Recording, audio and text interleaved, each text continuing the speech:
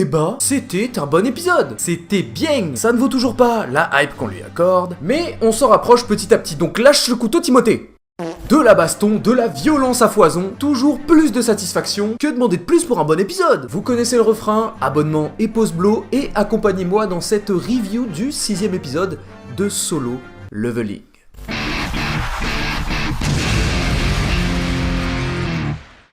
Un 6e épisode qui nous met littéralement des paillettes dans les yeux. Nous, qui cherchions à être satisfaits, pour le coup c'est réussi. Alors après, c'était sûr que l'araignée géante allait se faire soulever violemment. Suite logique, pas besoin d'avoir des pouvoirs magiques. On notera tout de même que le studio fait un taf plus que correct sur l'animation de manière générale. Et avec la plus grande minutie lorsqu'il s'agit de bagarres. Ce qui n'est clairement pas pour nous déplaire. Bon, et même apparemment pour certains ça leur plairait un petit peu trop parce que d'après eux, l'épisode était parfait. Même Mia Khalifa tape pas des gorges aussi profondes. À titre indicatif. Et rajouté au combat super stylé auquel nous avons droit, l'épisode nous présente un parallèle assez intéressant entre les monstres et les humains. D'ordinaire, le danger numéro 1 des chasseurs sont bien les créatures qui se terrent dans les donjons. Cependant, dans cet épisode, le danger premier, on l'a ressenti, ce n'est pas l'araignée, c'est la guilde des FDP. L'humain devient alors son propre prédateur naturel. Lorsque l'être humain laisse sa part d'avidité prendre le dessus, il est alors prêt à tout. Et il en vient même à se confondre avec les monstres, ces créatures sans foi ni loi. Les types ont tout de même pris la peine de se renseigner sur la famille du petit sidekick plein aux as, comptent se rendre à ses funérailles pour espérer rafler un bon billet avec la MIF par la suite, parce qu'ils étaient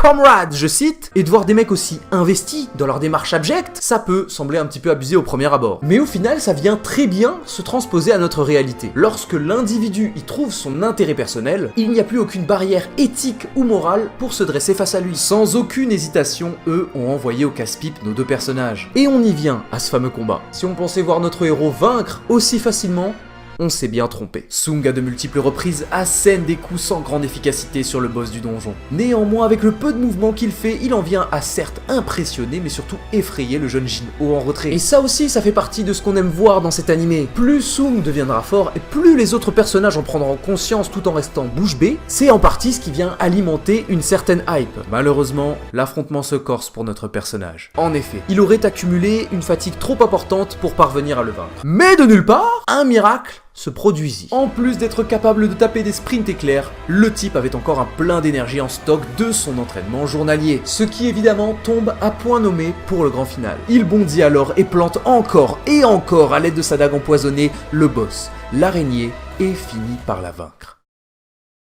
Finalement, après constat, il a pas galéré tant que ça en vrai. Bon, il est temps de vous faire part de mes craintes, parce que oui, j'ai peur que notre personnage nous fasse une Izagi Yoichi. Vous ne voyez pas où je veux en venir? Qu'on finisse par avoir ce même cercle en boucle de « je suis faible, mais comme j'ai la dalle, je défonce tout avec une rage qui fait bander les bandeurs d'animé. Mais, ennemi suivant, rebelote, c'est la même merde. » Et ainsi de suite, parce que pour le coup, c'est un peu ça. L'épisode avec le serpent géant, et donc maintenant ici avec l'araignée, j'espère sincèrement qu'on va pas avoir droit à cette formule à chaque fois. Comparaison avec Izagi, formule, vous l'avez. Alors à présent, nous venons au moment le plus intéressant de l'épisode. La ribambelle de FDP revient donc ramasser son butin dans la salle. Alors grande surprise, le boss a été vaincu. Il soupçonne directement Jinho de l'avoir vaincu, sans se dire un seul instant que c'était Jinho. Et on y revient encore. Ils viennent sous-estimer notre protagoniste en plus d'avoir une attitude condescendante envers lui. Et tout ce qu'on attend d'eux en fait, c'est qu'ils se rendent compte par eux-mêmes qu'il est d'un niveau bien meilleur que ça. Mais lorsque ce sera le cas, leur dernière heure aura déjà sonné. Tsung se voit attribuer une nouvelle quête par le système qui lui ordonne d'abattre les 6 membres de cette guilde